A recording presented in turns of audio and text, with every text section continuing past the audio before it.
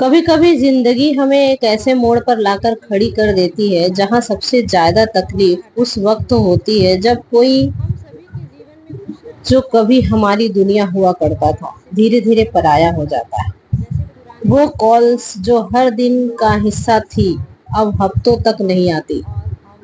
वो बातें जो आंखों में चमक लाती थी वो मौन में बदल जाती है। और फिर एक दिन हमें महसूस होता है कि प्रेम जब आता है तो बिना दस्तक दिए आता है और जब जाता है तब भी अक्सर चुपचाप चला जाता है। पर सबसे कठिन होता है उस खामोशी को समझना जिसमें सब कुछ कहा जा चुका होता है पर एक भी शब्द नहीं कहा गया होता। शुरू में हम खुद को दोष देते हैं, शायद मुझसे कुछ गलती हुई, शायद मैं अच्छा साथी नहीं था। लेकिन धीरे धीरे समझ आता है कि प्रेम का चले जाना हमेशा किसी की गलती नहीं होती।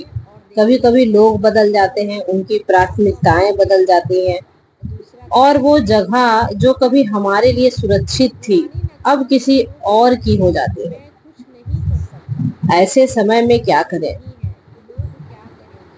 अपने दुख को स्वीकार करें क्योंकि वह वास्तविक है, लेकिन वही ठहरे मत। उस शख्स को जाने दीजिए जिसे जाना,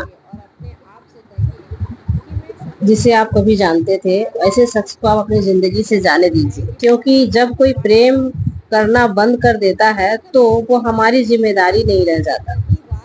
जिंदगी सिर्फ एक प्रेम की कहानी नहीं है, यह आपकी अपनी कहानी है। और जब एक अध्याय खत्म होता है तो अगला पन्ना पलटिए। यहाँ शायद कुछ और सुंदर लिखा हो। आप अकेले नहीं हैं, आप टूटे नहीं हैं, आप बस बदल रहे हो।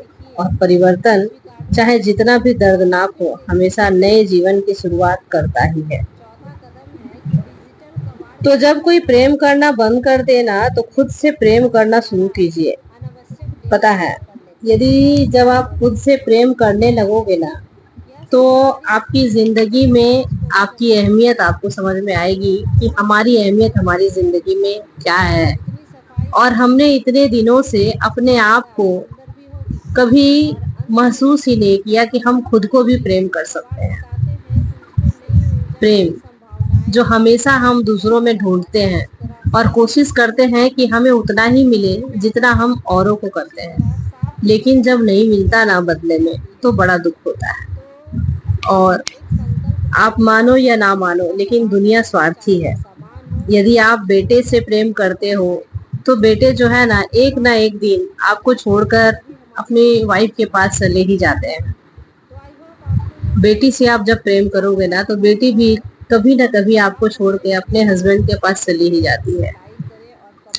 एक पत्नी ही है जो आपके पास हमेशा के लिए रहती है, लेकिन जब आप पत्नी को भी इग्नोर करते हो ना अपनी लाइफ में तो कहीं ना कहीं पत्नी भी ना इस चीज को हमेशा महसूस करने लगती है और वो उन सारी चीजों को ऑब्जर्व करने लगती है। जमा तो करके रखते हैं और कुछ अनावश्यक चीजें भी होती हैं कि आपकी जिंदगी में उसकी कोई अहमियत नहीं है और फिर वो धीरे धीरे ना आपसे एक्सप्लेन करना या फिर आपसे शिकायतें करना धीरे धीरे वो कम करने लगती है और वो अपने में रिजर्व करने लगती है।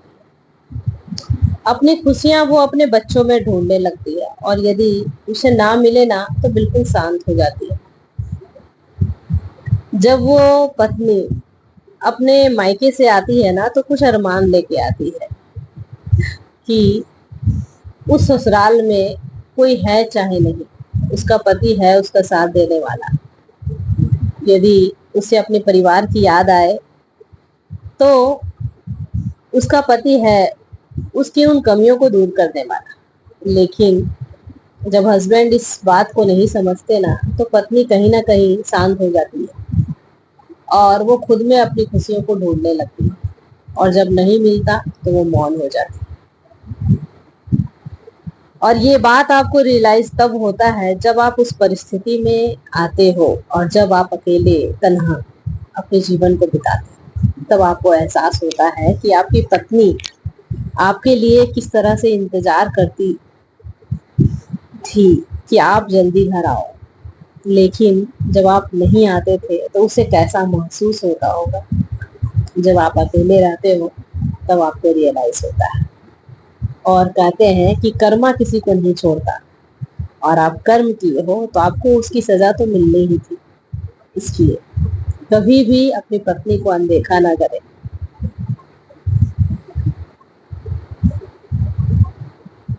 और शायद यही कारण है कि आज के रिश्ते जो है ना, वो टूटते जा रहे हैं, क्योंकि हस्बैंड को परवाह नहीं है वाइफ की, और वाइफ भी उसको परवाह करना नहीं चाहती। पहले के रिश्ते कुछ और थे। पहले ऑप्शन नहीं थे। पहले औरतों के पास कुछ ऑप्शन नहीं थे। मैके भी अपना नहीं, ससुराल भी अपना नहीं। इसलिए वो ना चाहते हुए भी ऐसी जगह रहती थी जहाँ पे उसका अपमान किया जाता था, जहाँ पे उसे कोई समझता नहीं था। लेकिन अब ये सारी बातों को औरतों ने ऑब्जर्व किया, और वो खुद डिपेंडेंट होने लगी हैं और खुद से कमाने लगी हैं, और वो चाहती हैं कि जहाँ मेरा अपमान हो, जहाँ मुझे कोई समझे ना, जहाँ मुझे कोई टाइम ना दे, वैसे जगह मेरी कोई वैल्यू जब नहीं है तो फिर मैं वैसी जगह क्यों रहूं। और उसने अपना एक व्यक्तित्व बनाने की ठानी, और वो अपनी एक पहचान बनाई कि जहाँ मेरा कोई अस्तित्व नहीं, जहाँ मुझे कोई समझता नहीं, वहां मुझे नहीं रहना, भले ही मुझे अकेले ही रहना क्यों ना पड़े। और वो आजकल की बहुत सारी ऐसी स्त्रियों को आपने देखा होगा कि वो अकेले जीवन यापन करती है अपने बच्चों को लेकर, या फिर अपने प्यार को तराशती है दूसरे में। और यदि सही लाइफ पार्टनर मिल जाता है ना, तो वो सुकून भरी जिंदगी उसके साथ गुजारती है।